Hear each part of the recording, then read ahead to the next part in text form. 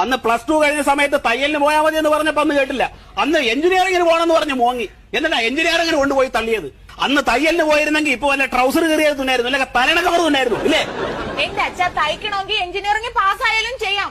Engineering പാസ്സായ എത്രയോ പേര് ഇപ്പൊ തയ്യൽ ജോലി ചെയ്യുന്നുണ്ട്. അതുപോലെ ഞാൻ ചെയ്തോളാം. അച്ഛൻ എനിക്കൊരു മെഷീൻ മേടിച്ചാ. ട്രൗസർ തുന്ന എന്താണ് എഞ്ചിനീയറിംഗിന് പോണത്? എന്തിനാ പോണതെന്ന് ആ മാനേജറുടെ കാലും നക്കി തുടച്ച് 1.5 ലക്ഷം രൂപ ഉണ്ടാക്കിയിട്ട് അയാൾക്ക് കൊണ്ടുപോയി കൊടുത്തിട്ട് നീങ്ങോട്ട് ഒരു അവസാനം 100-ൽ 3 മാർക്ക് വാങ്ങി വന്നിരിക്കണവള്. എന്റെ അച്ഛ എന്റെ കൂടെ പഠിച്ചവർക്ക് 1-1.5 മാർക്ക്, എനിക്ക് 3 മാർക്കില്ലേ? അപ്പൊ ഞാനല്ലേ ഫസ്റ്റ്.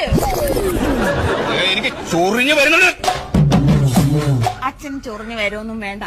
റീവാലുവേഷന് കൊടുത്താലേ ചിലപ്പോ എനിക്ക് ഫസ്റ്റ് ക്ലാസ് എങ്കിലും കിട്ടും. എന്തിനോട്?